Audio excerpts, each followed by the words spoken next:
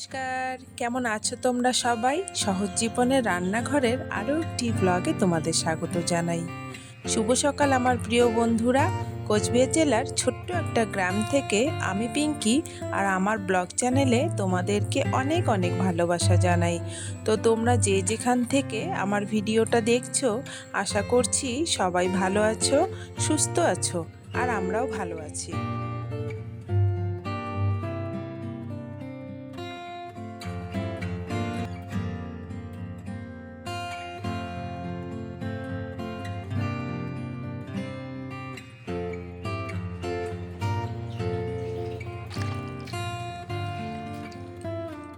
আগে না জানো তো আমি ফ্রিজ কি দিয়ে পরিষ্কার করতাম, ডিটারজেন্ট দিয়ে পরিষ্কার করতাম। তখন না আমি জানতাম না, নতুন নতুন। তো তারপর আমি ইউটিউব থেকে দেখেছি যে ফ্রিজ কিভাবে পরিষ্কার করতে হয়। হালকা উষ্ণ গরম জলে একটু খাবার সোডা আর লেবুর রস দিলে গন্ধটা থাকে না, আর খুব সুন্দর পরিষ্কার হয়। যতই নোংরা হোক, কালো হোক, এই যে সমস্ত রকম দাগ কিন্তু উঠে যায়, দেখো।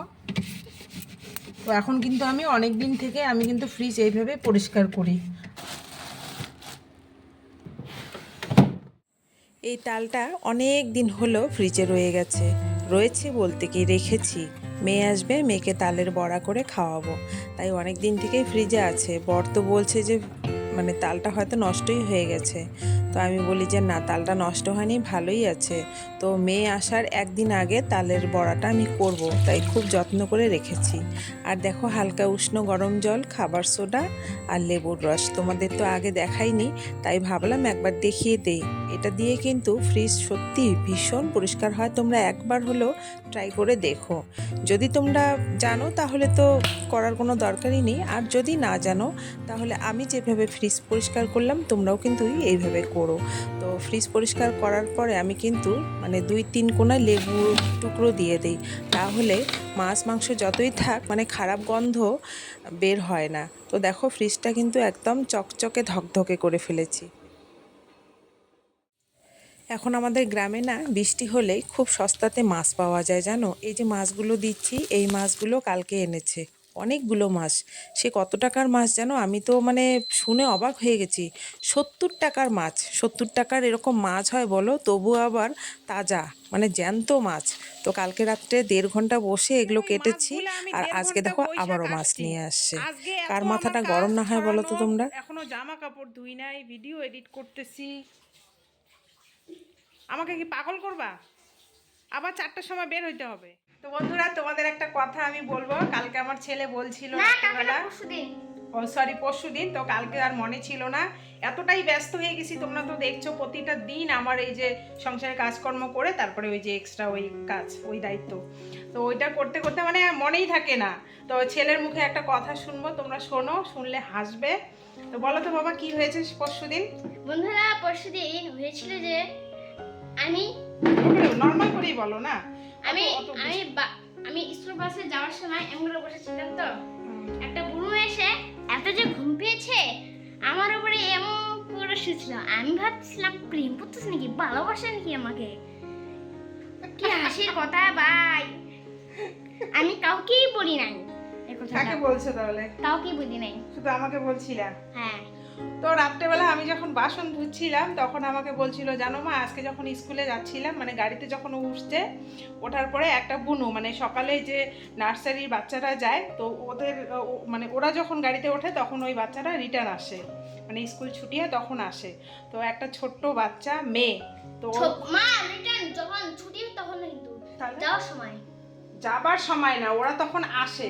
ওদের তখন নার্সারির কেজিদের বাচ্চাদের সকালবেলা তখন ওরা আসে। তো ওই বাচ্চাটা নাকি ওই বাচ্চাটা নাকি ঘুম পেয়েছে, তো ওর কোলে ঢলে ওর কোলে পড়ে গেছে। তো ও বলছে, মা জানো না, মেয়েটা কি আমার সঙ্গে প্রেম করে, ও কি আমাকে ভালোবাসে। তো এরকম ভালোবাসা প্রেম তো বোঝে না, ওই আর কি, যেটা হয় নর্মালি যতটুকু বোঝে আর কি। তো ওইটা বলছিল, তাই আমি হাসছিলাম খুব। তাই তোমাদের কথাটা নাকি ও জানাবে, বললো মা ব্লগে আমি কথাটা বলবো। তো যাই হোক, অন ক্যামেরায় আর কথা বাড়াচ্ছি না, ভিডিওটা অনেক বড় হয়ে যাবে। তো চলো মাছগুলো কাটি, প্রচুর সময় লাগবে মাছগুলো কাটতে। এবার হয়তো আমাদের কেনাকাটা কিছুই হবে না, পুজোর কোনো কেনাকাটাই হবে না, শুধু ছেলেকে কিনে দেব। এখনও কেনা হচ্ছে না, যাচ্ছি না, সময়ও পাচ্ছি না, প্লাস ভাবছি যে মেয়ে আসবে 4 তারিখে, তারপর 5 তারিখের দিকে ওকে নিয়ে যাব, ছেলেকে ড্রেস কিনে দেবো আর মেয়েকে কিনে দেবো। তো মেয়ে নিতে যাচ্ছে না, ওই দিন হবে। দেখো এই যে মাছ কাটির জন্য ছাইগুলো আমি রেডি করে এইভাবে রেখেছি যাতে আমার সুবিধা হয়, বেশি দৌড়াদৌড়ি না করতে হয়। ওটা একটা মাছ ধরি মেরে এমন কিন্তু দেখো মা কেমন ছাই খাস জিনিস না, এগুলো দিলে মাছগুলো মারা যায়। সময়ের অভাবের জন্য বেশি কিছু রান্না করতে পারি না জানো, শুধু 2 পদ 3 পদ করি, এতেই হয়ে যায়। 3 পদ তো হয়ই না, 2 পদই হয়। তাই তিতা করলে আলু ভাজা করলাম, আর আজকে যে গুতুম মাছটা এনেছে সেটার পাতুরি করলাম।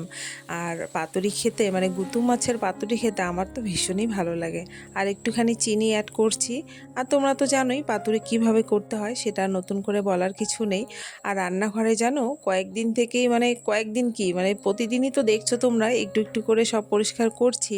আর ফ্রিজের 2 পাশটা না এই বাঁ সাইডটা নোংরা, কিন্তু ডান সাইডটা আবার ঠিক আছে। বাঁ সাইডটা না কেমন যেন একটু বসা বসা, তাই কেমন যেন কালো কালো দাগ পড়েছে।